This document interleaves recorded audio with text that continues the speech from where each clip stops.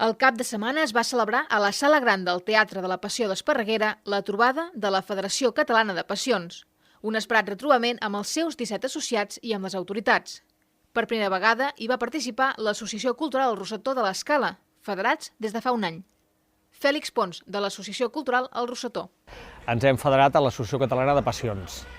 Ha sigut una cosa que ens van comentar fa ja un parell d'anys, hi hem entrat com a col·lectiu d'aquí a l'Escala i per formar part d'aquesta federació que engloba totes les associacions i totes les passions que hi ha a Catalunya.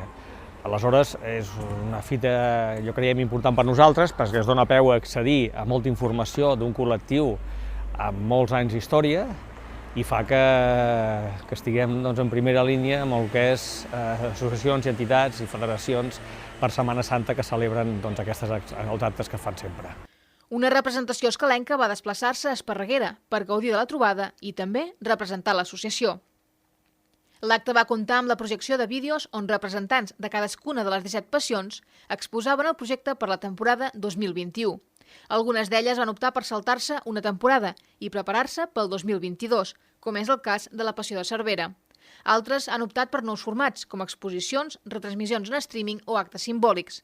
Per l'Escala és una fita molt important, sobretot a nivell de promoció. S'ha fet una fira amb les entitats que fan passions i fan Via Crucis a tot Catalunya. I hem anat un grup de l'associació i del col·lectiu on han fet esment de la nostra jove entitat, però que amb molta empenta i moltes ganes tenim ganes de continuar.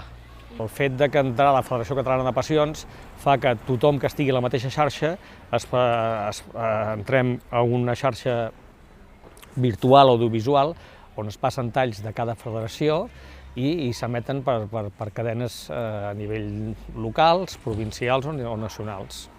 La trobada de la Federació Catalana de Passions també va comptar amb la presentació d'una exposició fotogràfica al vestíbul del teatre, on es van poder veure imatges de les diferents passions de Catalunya.